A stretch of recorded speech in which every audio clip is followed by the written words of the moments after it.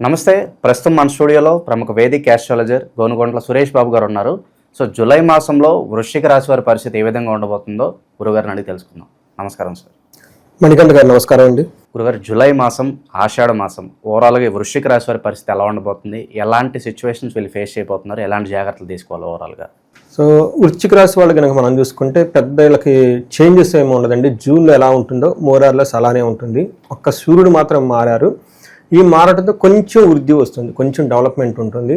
But June month ఎలా ఉందో దాన్ని ఆల్మోస్ట్ కాపీ పేస్ట్ మనం అనుకోవాలన్నమాట. పెద్దగా ప్లానెట్స్ అయితే ఎక్కడ చేంజెస్లో ఒక్క సూర్యుడు తప్ప. ఈ సూర్యుడు కూడా మిక్స్డ్ రిజల్ట్ని ఇస్తున్నారనమాట వీళ్ళకి. ఆ ఒక్క విషయంలో పాజిటివ్గా ఉంటుంది, మిగతా అంత యాస్టివ్గా ఉంటుంది. అయితే ఈ వృశ్చిక రాశిలోకి మనకు జూలై మంత్లో వెళ్ళబోయే ముందు ఈ మాసం యొక్క విశిష్టత మోస్ట్లీ ఈ మాసం అంటే మనకి ఆషాఢ మాసం 3 వీక్ 25th వరకు ఉందండి. అయితే ఇందులో కొన్ని విశిష్టత గల రోజులు ఉన్నాయండి. అవి అందరూ పాటించాలి. వాళ్ళకున్న బాధలు ఈతి బాధలన్నీ తీసేసుకోవాలని చెప్పేసి నేను కోరుకుంటాను. ఒకటి మనకి ఆషాఢ నవరాత్రి ఉన్నాయండి. ఇది జూన్ 26th నుంచి జూలై 4th వరకు ఉంది.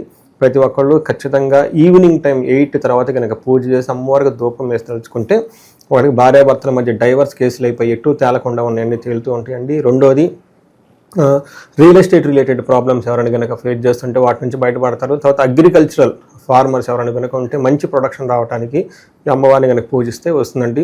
ఇవి ఆషాఢ నవరాత్రులు అందరూ సెలబ్రేట్ చేసుకోవాలని చెప్పేసి నేను కోరుకుంటున్నాను. తర్వాత గురు పూర్ణిమ ఉందండి. అది మనకి జూలై 10th. గురు గ్రహంకి అనుకూలంగా ఎవరికైతే లేదో వాళ్ళు కనుక ఆ రోజున సద్వినియోగం చేసుకొని గురువులు పూజ చేసినా కానీ, ఆశ్రమాలు మఠాలు విజిట్ చేసినా కానీ చాలా పాజిటివ్ ఎనర్జీ వస్తుంది. తర్వాత మనకి తులాఏకాదశి కూడా ఉందండి జూలై 1st.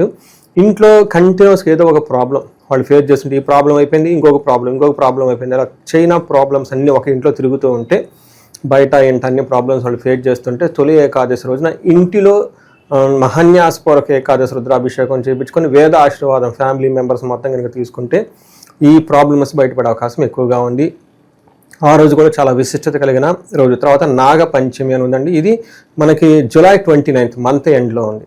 ఎవరికైతే కనుక వివాహంలో కనుక ప్రాబ్లమ్స్ ఉన్నాయి, సంతాన విషయంలో ప్రాబ్లం ఉంది, వీటికి సంబంధించిన వాళ్ళకి సమస్యలతో ఉంటే ఆ రోజు కనుక చక్కగా భక్తితో కనుక సెలబ్రేట్ జరుపుకుంటే వాళ్ళకు కూడాను ఆ ప్రాబ్లం నుంచి బయటపడతారు.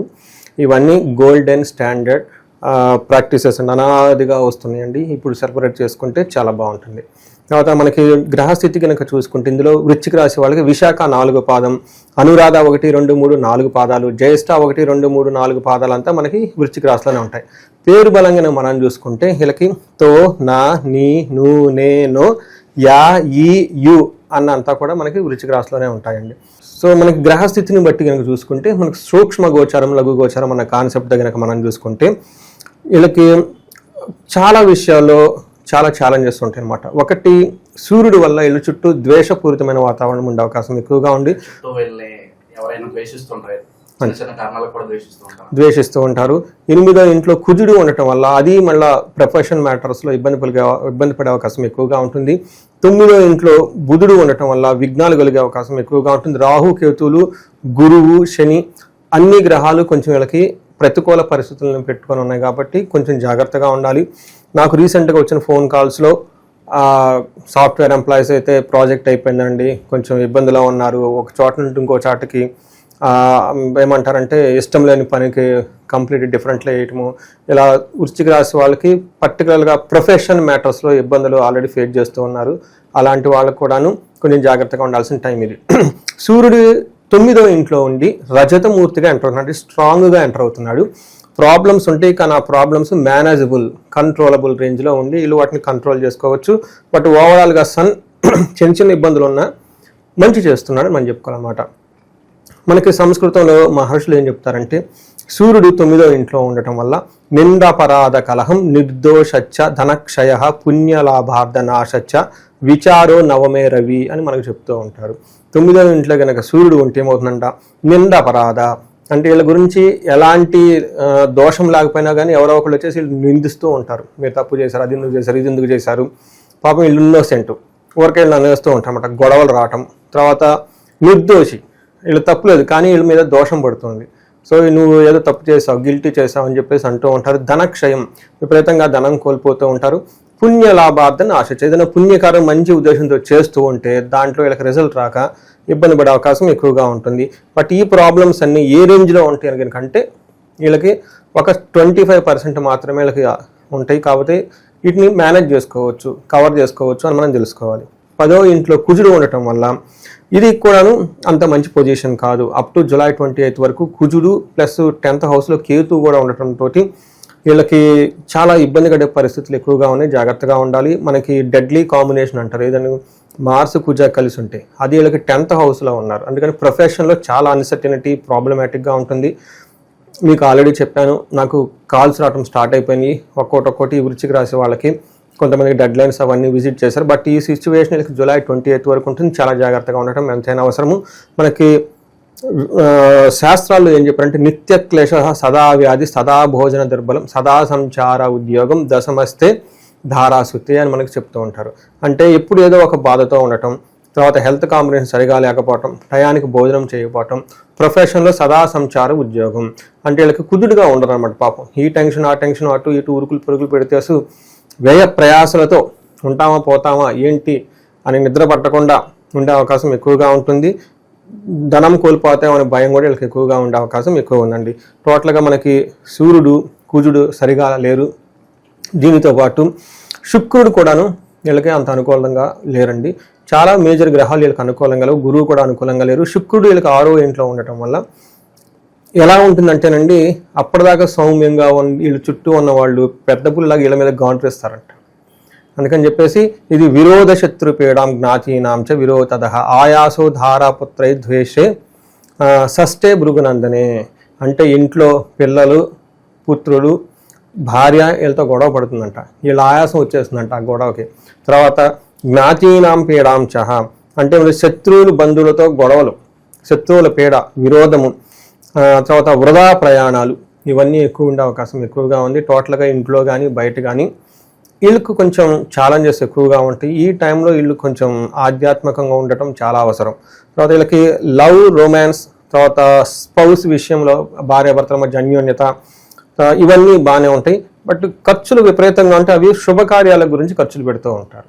సో మనం చూసుకుంటే జూన్ మంత్ కూడా ఆల్మోస్ట్ ఇదే సిచ్యువేషన్ నెలకొంది. అది జూలై 28 వరకు ఇది ఆల్మోస్ట్ కంటిన్యూ అవుతూ ఉందని మనం చెప్పుకోవాలండి. ఇక గురుగారు ఈ రాశిలో ఏ నక్షత్రాల వాళ్ళు ఉంటారు, స్పెసిఫిక్గా వాళ్ళకి ఎలా ఉండబోతుంది ఈ నెల? మనకి విశాఖ అనురాధ జ్యేష్ఠ 3 నక్షత్రాలు ఉంటాయి. విశాఖ నక్షత్రం కనుక చూసుకుంటే వీళ్ళకి పాజిటివ్ సైడ్లో ఈ మంత్ అంతా క్షేమంగా ఉంటారు. తర్వాత ఫారిన్ వెళ్ళే అవకాశం ఎక్కువగా ఉంటుంది. ఛాలెంజెస్ కనుక చూసుకుంటే వీళ్ళకి దరిద్రము, దేహ పీడనము, రోగము అని చూపిస్తుంది. అంటే డిసీజ్ వస్తుంది, వీళ్ళ శరీరం వీళ్ళకి బాధిస్తుంది, డబ్బుకైతే ఇబ్బంది పడుతూ ఉంటారు. తర్వాత అనురాధ నక్షత్రం వాళ్ళకి క్షేమంగా ఉంటారు. ఫారిన్ వెళ్ళాలి అనుకున్న వాళ్ళకి చాలా అనుకూలంగా ఉంటుంది. వీళ్ళకి రోగము, దరిద్రము, దేహ పీడనము అంటే వీళ్ళ శరీరం వీళ్ళని బాధిస్తుంటుంది, ఏదో ఒక రోగం ఉంటూ ఉంటుంది. ఫైనాన్షియల్గా కూడా చాలా ఇబ్బంది పడే సిచ్యువేషన్ ఉంటుంది. జ్యేష్ఠ నక్షత్రం వాళ్ళకి వీళ్ళకి క్షేమంగా ఉంటారు, కానీ అతి భయము, దరిద్రము, రోగము, పరవాసము అని చూపిస్తుంది. అంటే ఒక రకంగా చెప్పాలంటే వీళ్ళకి కొంచెం ఓవరాల్ క్షేమంగా అయితే ఉంటారు, కానీ చాలా ఛాలెంజెస్ మనకి అంగగోచారం ప్రకారం ఇలాంటి గ్రహస్థితి ప్రకారం నక్షత్రం ప్రకారం కూడా చూపిస్తూ ఉంది.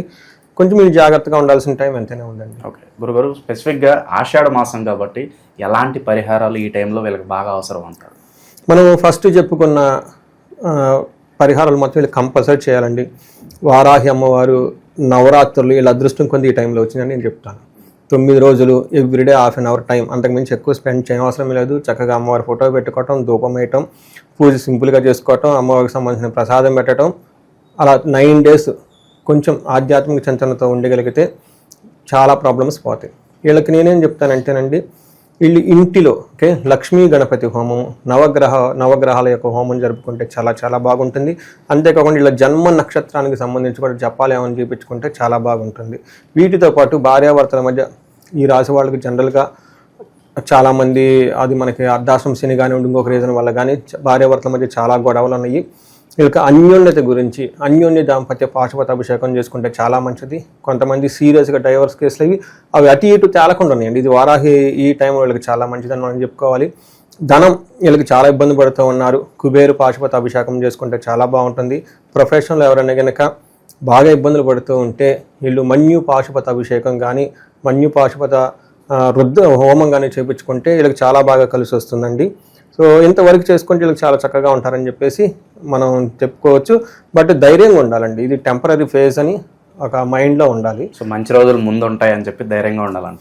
రెండోది, ఇది మనకి 100% కాదండి, ఎందుకంటే మనం ఇప్పుడు చెప్పుకునే గోచార ఫలితాలు 30 to 40% మాత్రమే వాళ్ళకి ఎఫెక్ట్ అవుతాయి.